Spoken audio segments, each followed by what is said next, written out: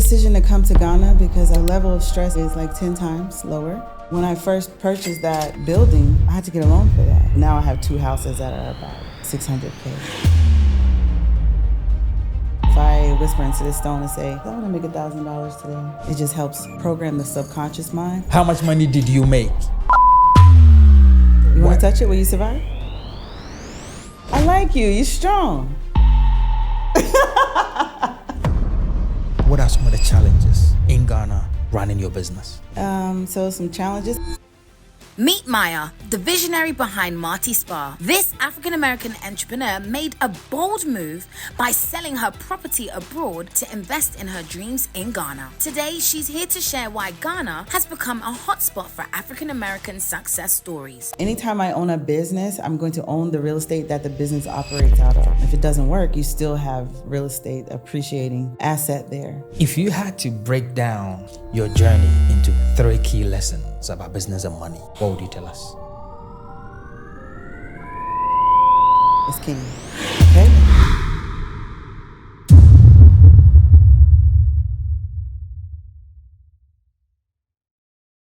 You're welcome to Connected Minds podcast. My name is Derek Abaite. You know, I've stepped out a few times, and anytime I go, right, there are people calling me Connected Minds, and I said, that means a lot of people don't know my name. But my name is Derek, and thank you so much for being a support to this whole journey. Like I've said on several episodes, because of you and the support you provide, we are now #1 podcast in Ghana. Beautiful. But we need more support. We want to get to 100,000 subscribers, which I think we can get there very quickly with your recommendation and your suggestions to family and friends. Today, I'm going to be speaking with a beautiful lady called Maya, and she owns a company called Marty Spa in Ghana. This lady has 4 businesses in total, 4. And she's an African American that moved to Ghana. Bold decision to do her business here.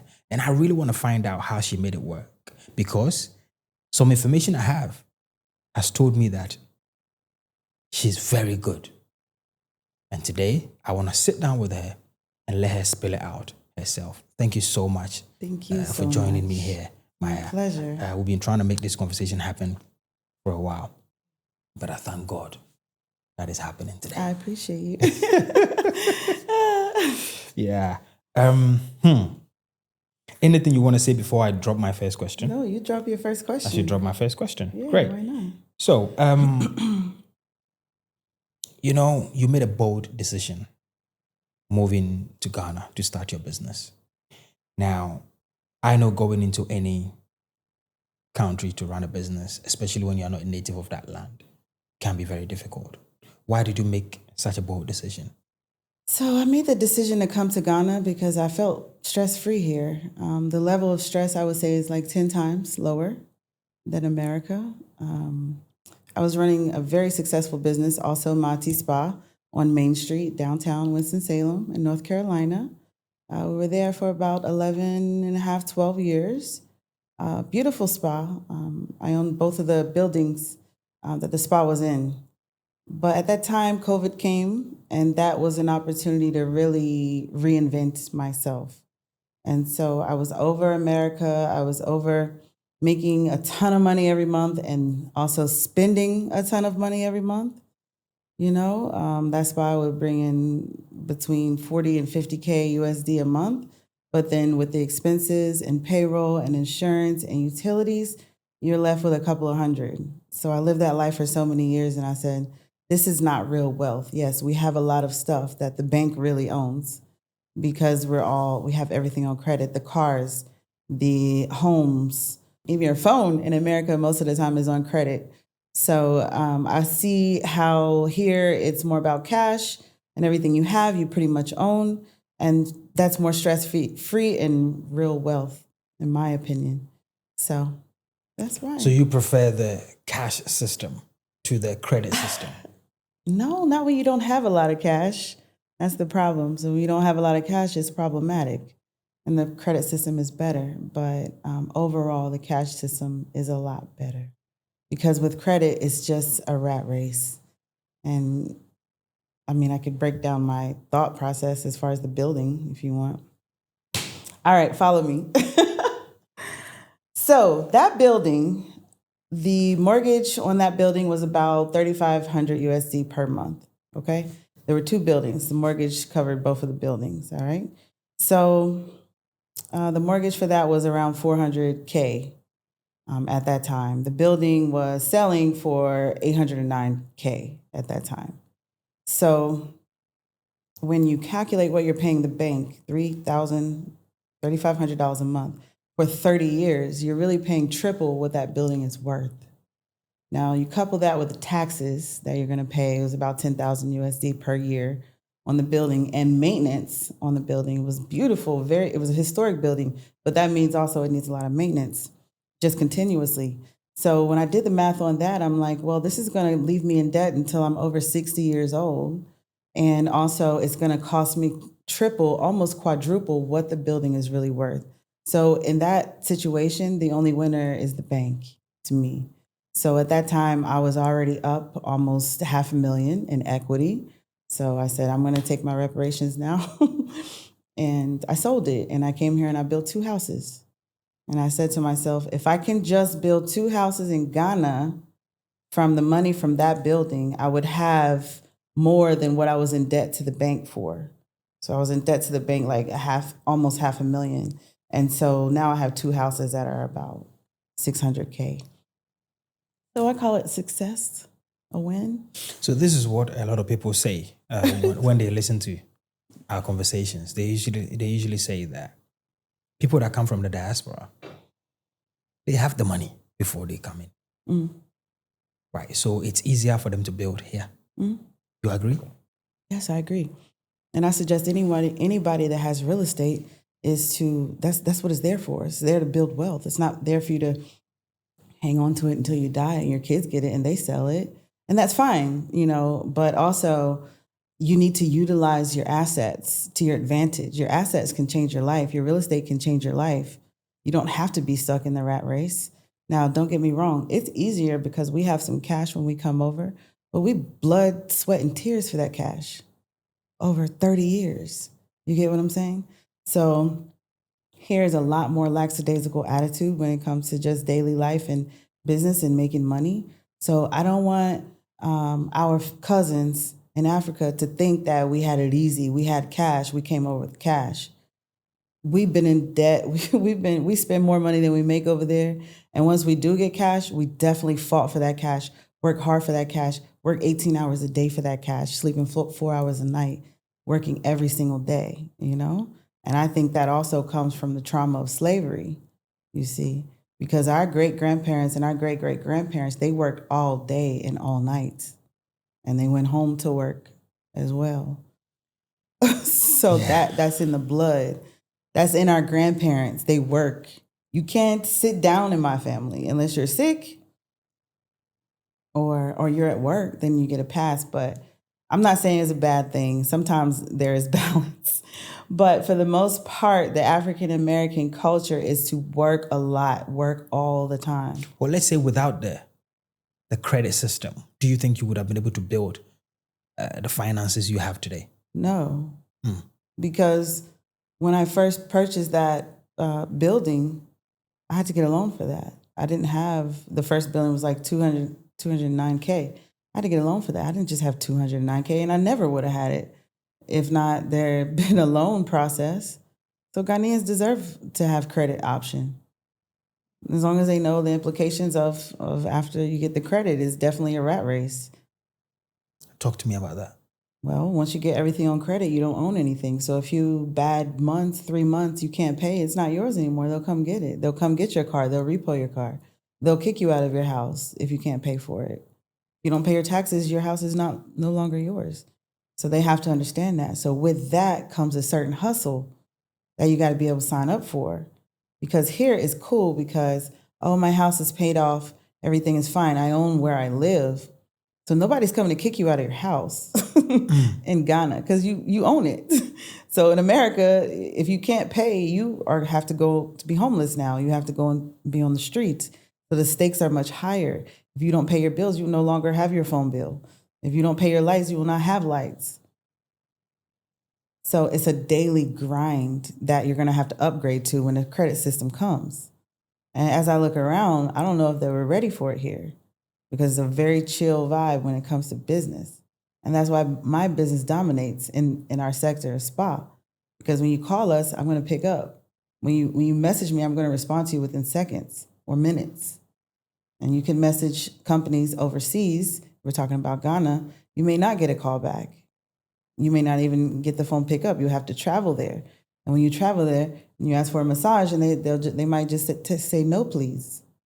And I'm like, well, when can I get one? Oh, I'll take your number and call you. And then they will never call you. So how will you make business that way? How will you pay your mortgage that way? So it's a whole different grind. If you want the credit system, you're going to have to grind on a different level. And it's serious. Okay.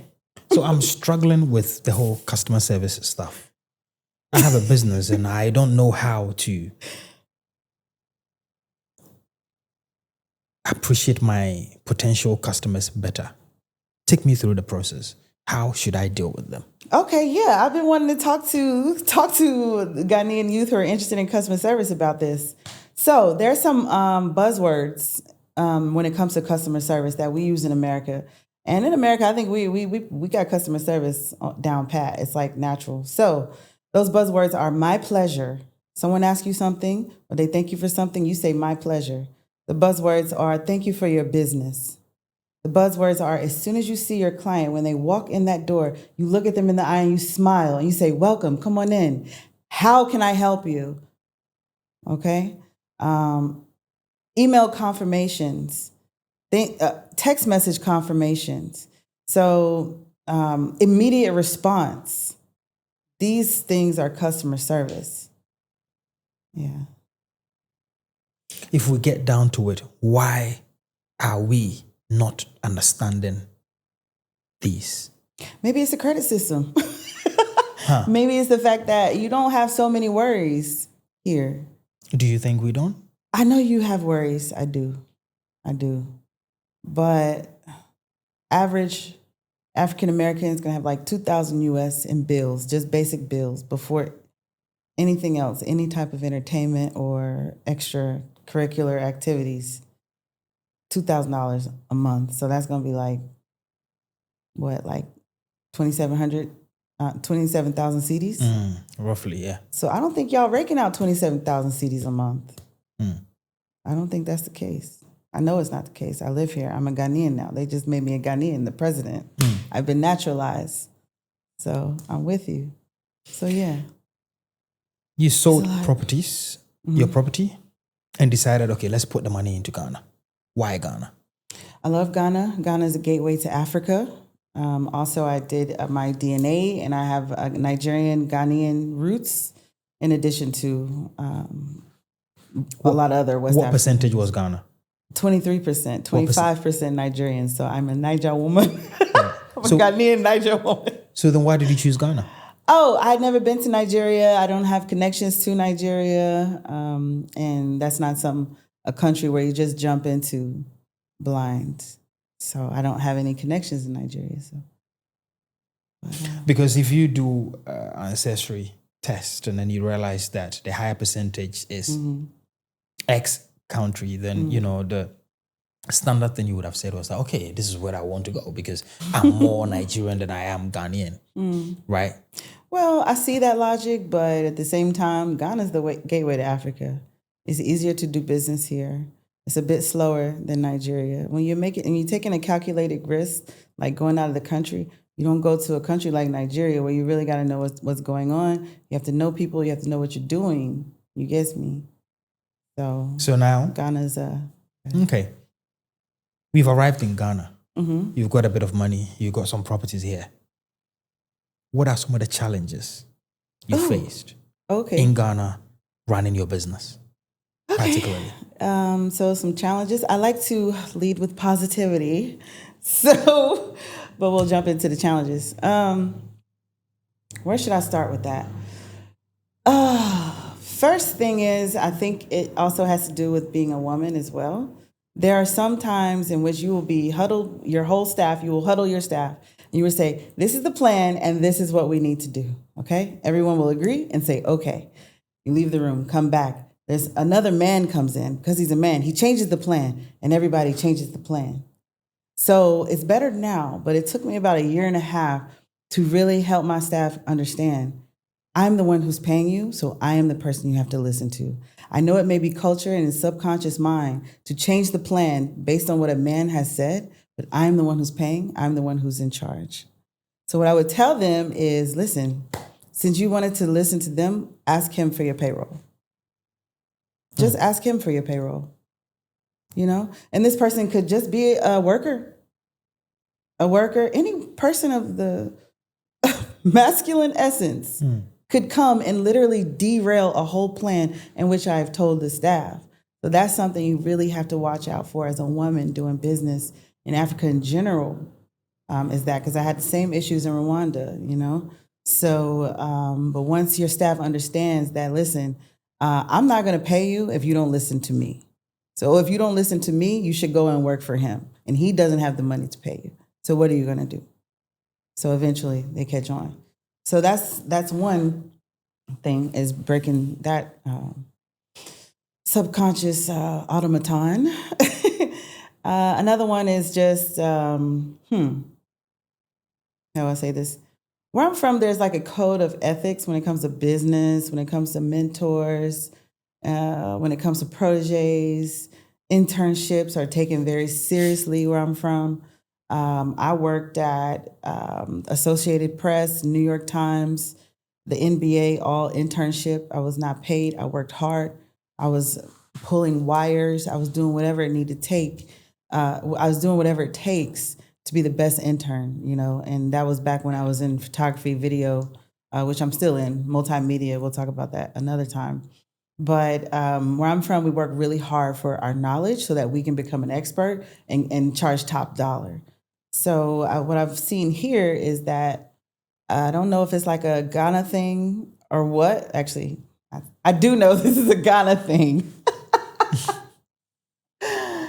Yo, so in Ghana, I've noticed that majority of the time when you have like an employee, and I thank God I have the best employees right now at this juncture. Speaking out positivity. But I'm gonna just say it. You can literally take somebody, pull someone out of poverty and not knowing much, seeing the potential, teach them everything they know, make them a star, and then their reaction when they want to leave is not where I'm from. We'll say, thank you so much.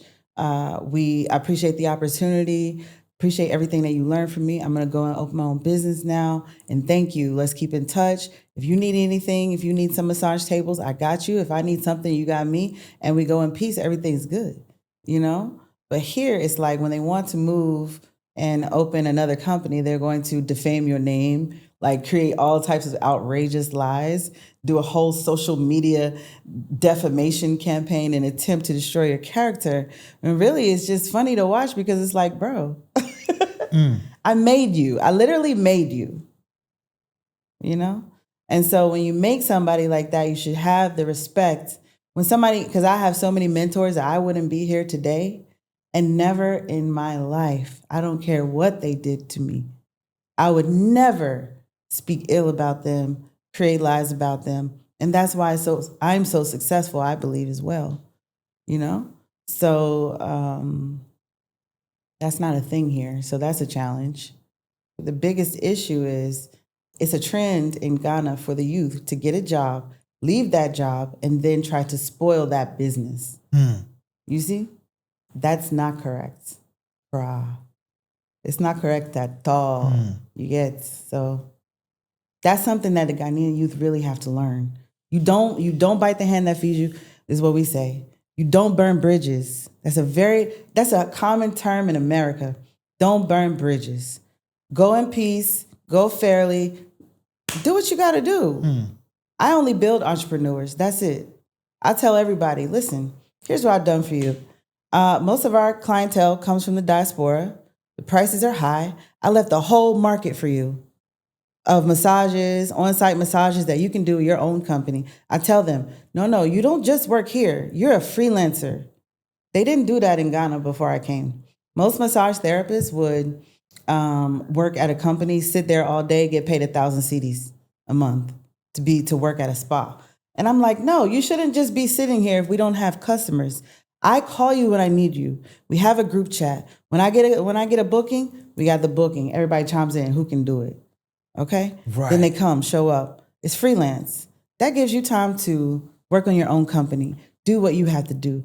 Do those massages that are only 200, 300, 400 CDs. Our massages are 700 CDs up. You get me? Go out there and get your money. I tell them all the time, multiple streams of income are critical. But what you don't do is steal my clients because I also have to eat. And I'm providing a significant income for all of you. So what you should do is respect my marketing. Monty Spa clients are ours. But do your thing. Be a freelancer. You need to be an entrepreneur. So I only raise bosses. That's it for me. I only raise bosses. And I tell each one of them, listen, I want to see you driving a G-Wagon. Okay? But to do that, you have to work hard. Make a to-do list. If I ask you to do something, don't forget. That's very common here. You'll tell a worker what to do. Oh, sorry. They forget. Make a to-do list. Be serious about your job. Show up on time. Okay? Don't try to spoil your mentors. Don't burn bridges. Because I'm the one who 10 years from now is going to say, hey, you need 10 massage tables? Or you got a big group? Oh, you can't handle it? All right, well, you take this and you go make it happen. You know what I'm saying? So that's the type of support you need as you're growing, you know? So Let me stop you here for a minute. If you've been watching this show, I want you to subscribe and become part of the family. We are on a journey of changing the lives of people on this channel. And we appreciate you for being here. But if you haven't become part of the family, connect with us. Hit the subscribe button. Now let's carry on the conversation. You know, when you've had a business in the US, and then also got business in Ghana and, you know, Rwanda as well, what does it take to make it work? my granddaddy always said, the only way it doesn't work is if you don't work. There's no way it can't work. If you spend 8 hours a day at least, really you need, in the beginning, you're going to have to spend like 14 hours a day on your business. Or you need to have your 8-hour day job, which is how we do it in the US. We have our day job, and then at night you take a shower, you do what you have to do to reset, and then you start working on your business from 5 or 6 p.m. on into the night, midnight, 1, 2 a.m. That's how you got to grind, work that 14 hours until you can quit your day job and go focus solely on your entrepreneur ventures. Then at least 8 hours a day, you have to be working on something that brings you money. And you have to have multiple streams of income. Because sometimes it gets slow here, but here is booming. And sometimes this didn't work out. You really thought it was, but this one is okay. You get me? When was the point where you felt that, you know, you wanted to give up the entire empire you're building? Are you talking about when I was in the US? Yeah. COVID. I was just like, I'm over it. This sucks. Why? Because, well, you know what? COVID helped me relax and breathe from payroll. That's it. It's payroll. It's payroll that will just say, you know what? My payroll back in the US was like $20,000 every 2 weeks. And I was just like, I'm over it. You know? And if you have an unexpected expense, you have to fix a roof, and that costs $10,000. Well, now you have to hustle up an extra $10,000 before Friday. And the stress of it. That's why now I say after the end of the day, everybody gets paid because Yes. I'm not holding nobody's money. Yes. That's what my research told me, that you pay your workers at the end of the day. That's it. I say freelance. They might have to wait because sometimes it needs to clear the bank. They might have to wait 24 hours. But as soon as you finish, we send it. We send your Momo. That's it. Because the payroll is too stressful, especially when you're dealing with numbers like that. And I know there are huge companies deal with way bigger numbers than what I just said. But for me, the spa, it was a lot. So, yeah. If you were to start all over again, moving to Ghana to do a business, what would you have done differently? The whole move, what would you have done differently? Nothing. I wouldn't have done anything differently, because without that information that I received from making mistakes, just jumping in there, doing what you have to do, I wouldn't change one thing. To be honest. Did you plan the move? Did you plan everything? Yeah, I studied this move for at least 2 years. Wow.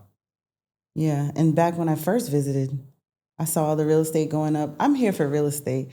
I love spa. Spa's my passion, don't get me wrong. But real estate is why I'm in Ghana. And real estate also was the play worked in the United States. So anytime I own a business, I'm going to own the real estate that the business operates out of. McDonald's.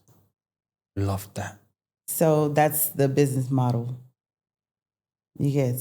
So if the business goes, if it doesn't work, you still have real estate appreciating asset there.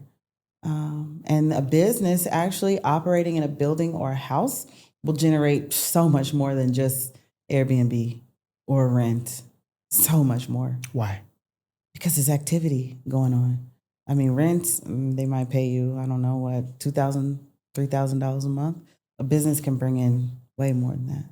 If you have a building or a house, and that's one thing that I had to teach Ghana, because Ghana was like, you can't have a spa in a house. I was like, why?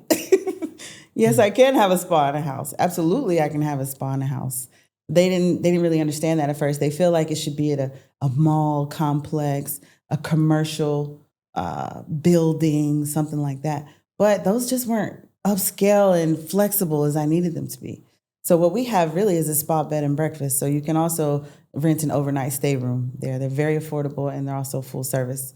But yeah, so when you have, for example, a house, you can rent that house for, say, a house in East Legon, say, high $2,000 a month.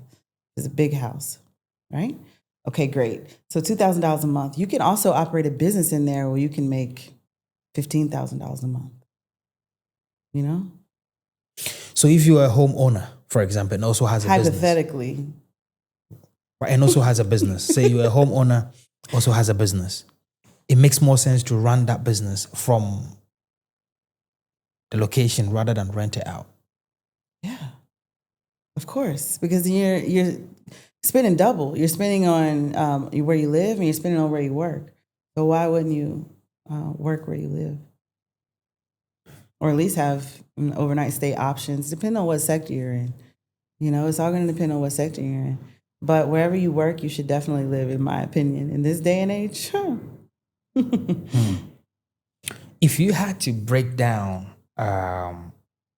your journey into 3 key lessons about business and money, what would you tell us? Cash flow is king, okay? So can't always get that top dollar price that you want. You may have to decrease you may have to decrease the price in order to continue to do work. So it's better to take a little bit lower price in the beginning so that you can increase your sales. I'll give you an example. The spa in the USA, Groupon, put us on the map. There was a thing called Groupon. It's not popular anymore. But they would offer services at half the price. And then you'd have to split that with Groupon, but you got a large influx of people. So people thought I was crazy, but when we used Groupon, we went from having no customers, maybe 2 customers a week when we first opened up, first couple of months opening, back in 2011, I believe, to having 20 customers a day.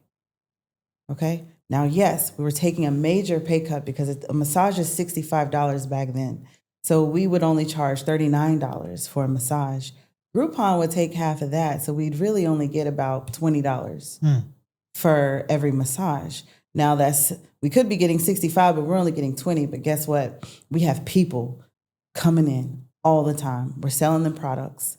We now have their phone numbers and emails. They now know about us and they love us. So what we're going to do now is build a huge customer list, and we're going to message them every single month, twice a month, telling them, hey, we have half off, purchase directly through us, and I'll get you in a lot sooner. Because Groupons were pushed back months. Like if you had a Groupon, your appointment wouldn't be for 3 months away, 3-4 months away. Right. Because you have to regulate those. You can only take a certain amount per day. So if they want to get in sooner or get in today, they can purchase it directly through us. So by year 2, we doubled our income right there. And then it just kept going up from there until we're the most popular spa in Winston-Salem, North Carolina, or North Carolina, period. Or the East Coast. Yep. Next point. Oh, the next point would be just invest in yourself. Okay. Don't be afraid to spend the money. You may have a couple of $100,000 in the bank, but you need to make a move.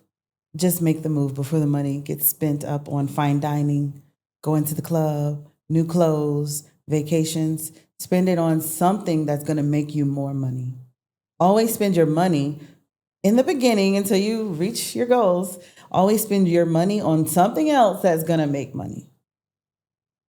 You get. And for you, what was that? For me, that was, for example, if I had an extra $250, I'd go buy aromatherapy in kilos, lavender, peppermint, rosemary. Then I bottle them up. And then if the aromatherapy costs me $250, I'm going to turn it to $1,000. And then buy some more aromatherapy and then have that money as profit and then do it again. If I have some extra money, I'm going to go buy some brand new sheets for the spa. I'm going to buy new towels for the spa. I'm going to upgrade the paint in here,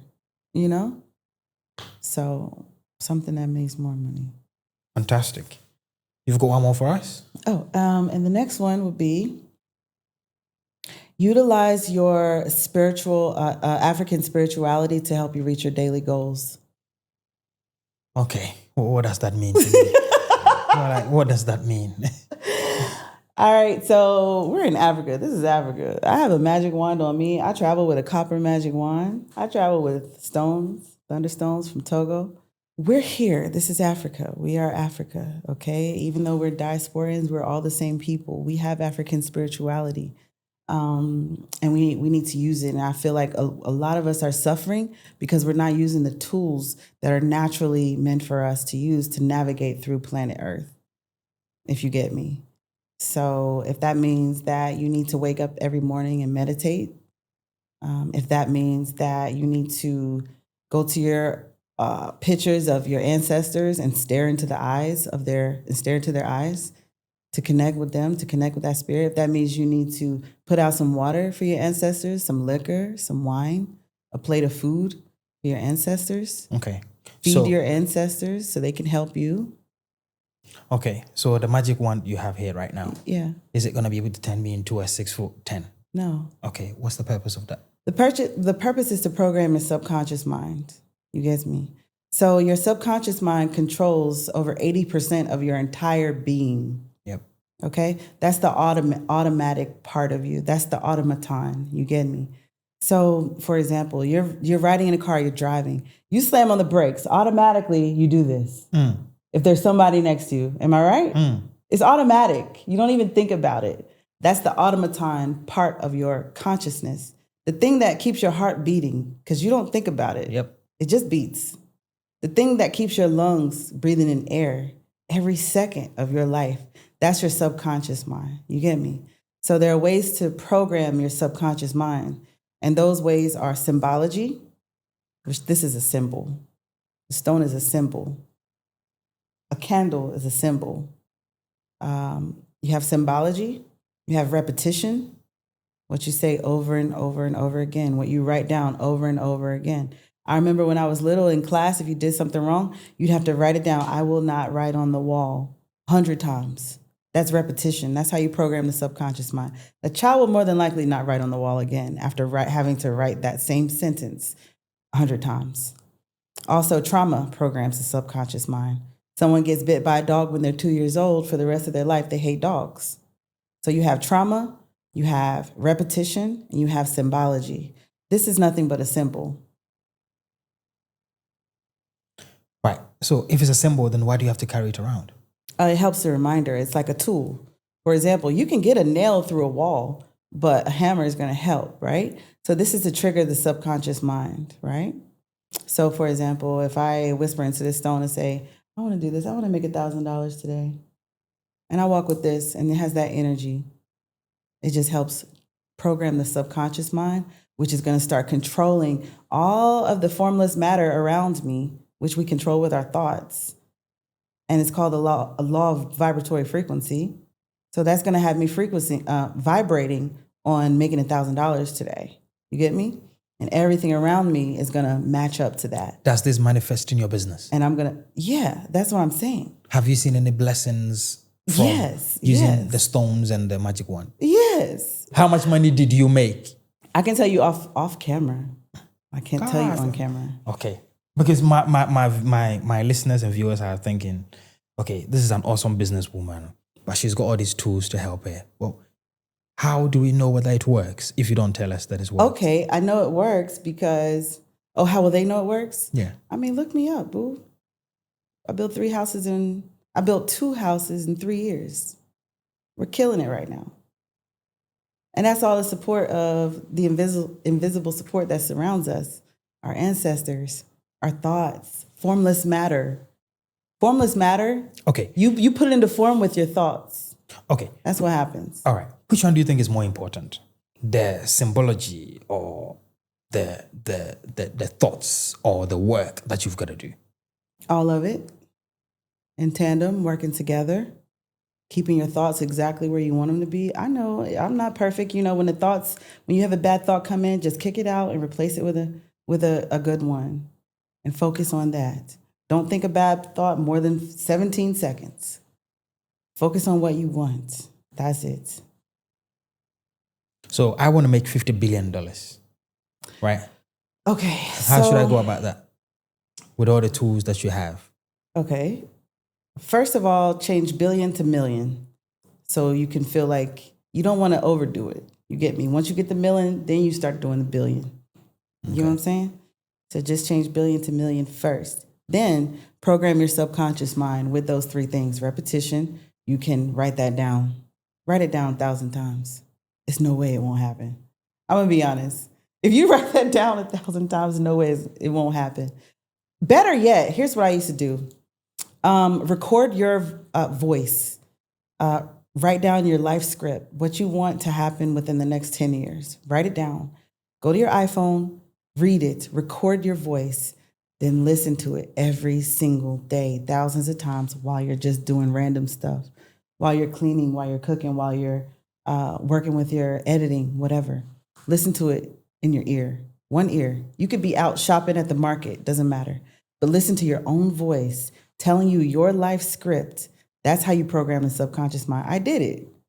Okay. Can I try this? My magic wand? Yeah. No. Why not? Why is it unique to you? Because I just want my energy on it right now. Huh.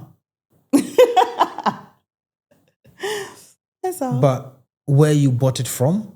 Someone made this for me. This is like the 3rd one he's made for me. But the person that made it had energies. Yeah.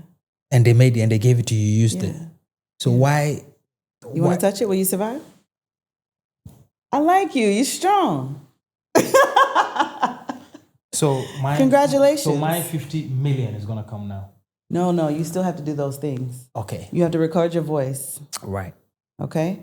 Then you have to listen to yourself thousands and thousands of times. I listened to myself for 2 years straight. Before the work or while doing the work? While doing the work. Because as you're listening to that, you're going to have no choice. Your subconscious mind is going to start doing the work. It's going to send that email. It's going to do that research. It's going to buy that packaging. It's going to create that logo. It's going to finish that website. See what I'm saying? This is interesting. I mean, I don't know what you guys think about it. Whenever I sit here, I like to play the role of a host, just asking questions. So even if I know, I don't, because this is interesting. It's really interesting stuff. Now, let's take this. How did you recognize opportunities for all those 4 businesses that you have? How did you recognize the opportunities? And I really don't want you to tell me it's from a magic wand or it's from No, a stone. this is a tool. This is nothing but a tool. All the power comes from inside of us. Okay. That's it. Just like God lives inside of us, all the power comes inside of us. This is nothing but a tool. If I didn't have these tools, I could still do the same thing. It just makes it easier. So, how did I recognize the opportunities for the business? All right. I come from a family of entrepreneurs, to be honest.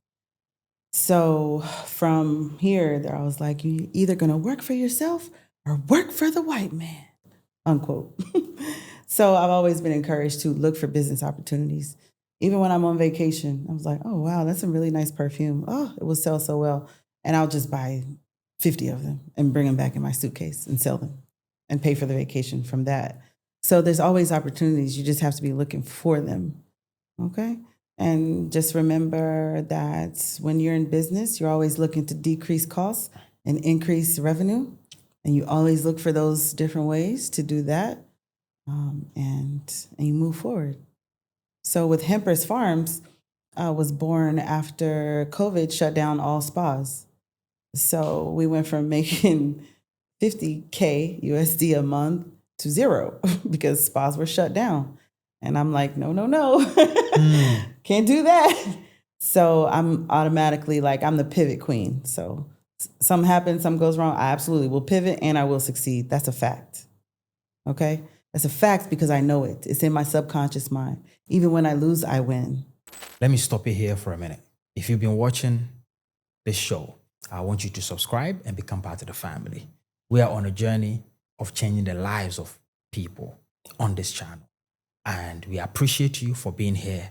But if you haven't become part of the family, connect with us. Hit the subscribe button. Now let's carry on the conversation. You get me? Do you think that belief is absolutely necessary on this path? Yes. Why? It's absolutely necessary because that's how the human mind works. It can work for you or it can work against you. So even when things are completely bad in the physical, you must internalize it as good. Okay, you must sublimate the energy and see the golden nugget of opportunity in every misfortune. Napoleon Hill, read that book. He got all his, Napoleon Hill, all those European scholars that talk about manifestation, they got all their knowledge from ancient Africa. That's a fact. They just packaged it and presented it very well. So read Napoleon Hill and watch all his videos on YouTube. But you can find the golden nugget of opportunity in every misfortune because there's always one there. You take it, hone in on it, focus on it, and capitalize on it. If that makes sense. Yes. So now, I've got a young man asking me, what are some opportunities in Ghana that they can explore? Coming from the diaspora? Yes. Okay. Real estate is a big one. Tourism is huge. You can always win with tourism because we're coming in on buses, on flights every single day. Coming in from the US, UK, Black people coming in from Germany, Belgium, South Africa, Kenya. They're coming to visit Ghana because Ghana's fun. Ghana's the place to be. So tourism, real estate.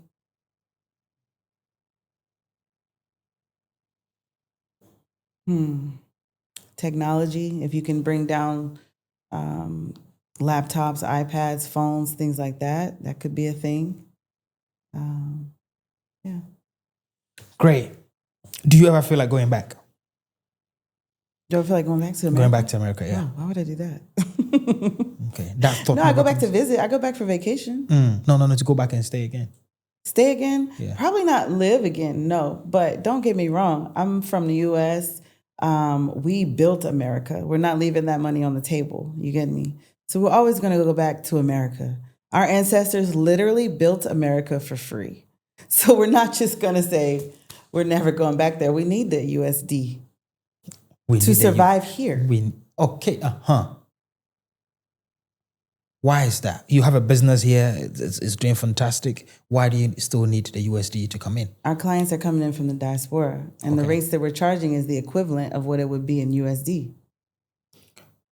Okay. So if you're coming from the diaspora and you think that you're going to make it off the local currency, you're making a big mistake. Talk to me. You need to keep your remote job or you go suffer. You'll come to suffering field. Keep your remote job. Don't think you're going to come and find a job here that you expect is going to pay you what you're getting paid in the U.S. Okay? You got bankers here making 2,000 CDs a month. That's less than $150. So if you're coming from the diaspora thinking you're going to be able to live off $150 a month, then you don't know what you're doing. So keep your day job. Make sure your businesses are bringing in USD overseas so that you can support yourself. Isn't that the same reason why we say, Accra is so expensive? Because of the same thinking that, the services you're providing is equivalent to USD.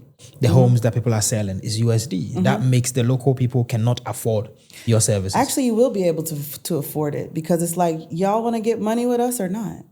You get me? Each time I hire somebody, I'm asking you, what are you being paid at your current job? Oh, 1,500 CDs. I'm like, I'm paying you 5,000 CDs. Let's go. Was anybody else going to do that other than a Black American? Do you see a change? Was a Lebanese person going to do that for you? Was a Chinese person going to do that for you? Was a European going to do that for you? We're your only friends. We're coming with dough. You got to make it with us. Don't ask us why why would I come to Africa to wash out of a bucket? Why would I do that? You get me? We belong here. We were stolen. So we should get a free pass to come back here and start businesses because we're creating jobs, a lot of jobs. Imagine 2 houses in 3 years, how many carpenters, welders, masons, the construction company got paid off of that. Work, real work. You get what I'm saying? I've had at least 50 to 100 freelancers since I've been here. I've taken people from being a house girl to a bona fide spa professional with your own business. That's what we're doing when we come here. Because we believe in, like I said, we build bosses. That's why I don't get attached to my house girls. Because my first house girl, she said, she's a massage therapist now. She doesn't clean anymore. And part of me was like, but the other part of me was like, I'm proud of you. Go, girl. And I was very happy. And I got another house girl. And then I'm going to teach her things that she didn't know that she could do. I tell them all the time, you're going through Maya University. We don't sit down while we're at work. We don't just be chilling on our phone. We're up doing stuff that's going to make some money. And I'm instilling that in them, that go hard, that African-American grit. You get me? That African-American grit, what it takes. Work hard. Don't sleep. You can sleep at night. It's not the time to sleep. You got 8 hours, you good. Now we working. Okay? I love it. No, I just love it. But the question I had was, by paying them well, do you see a change in their working practices, ethics, and attitude? No, actually, it gets worse. So when you pay more, it gets worse. But that's not my problem to solve. Everybody is not the same. All I can do is help bring up my fellow Ghanaian youth. I've created so many entrepreneurs who are doing great. Why does it get worse? I don't know. Maybe you can help me understand it. I don't know. I still don't know. Paying them more maybe creates comfort? Yes. So they get a lot more relaxed? Yes, but I don't understand that logic. Because if somebody, say you give somebody a bonus, 400 USD, that's like a nice flow of income, more lump sum to get in Ghana. And you think when you do that, they're going to get better and like have a nice motivation, but then they just disappear on you. Or they just work decrease, productivity down 50% next day. It's like, what? What is happening? So I don't get it. Can you help me understand that? Because I'm not going to be like the Chinese. People are working at China Mall for 600 CDs a month. Crazy. Yet I get questions like, what about Ghanaians? Did you ask the owner of China Mall, what about Ghanaians? Really? You asking me, your cousin? For what? I've come down here to bring money. I've come down here with some knowledge that I learned in the West because we built the West. You know, all knowledge of civilization came from Africa. We went over there, we built the West, so we know a lot of stuff. We know how to get USD. We can bring that knowledge here and we can all make more money. But you can't cheat us. Treat us like your brothers and sisters and your cousins, which we are, and charge us the regular price. I know I sound American. Charlie, I can do it. I'm working on my accent too. I'm working on my tree and my pigeon and all that. But automatically, you're still gonna know I'm American. You're gonna look at me and know something. So just because of that, I shouldn't be charged 10 times more. Yeah. Like, I know it's like, it happens to me all the time. Like, I just say I live here. I live here. I know this is the price. This conversation has taken several turns, but that's exactly how I love it to go. I'd like to thank you so much for your time. I really appreciate it because I know you're very busy. Even trying to get access to you was very difficult. Thank you so much. And if you made it to the end, I know a lot of people are going to be rubbed the wrong way. But this is the truth. I've said it before, while we are changing leadership, we must change the people. It needs to work together. Otherwise, we're going nowhere. But I hope you stay connected. My name is Derek Abaite.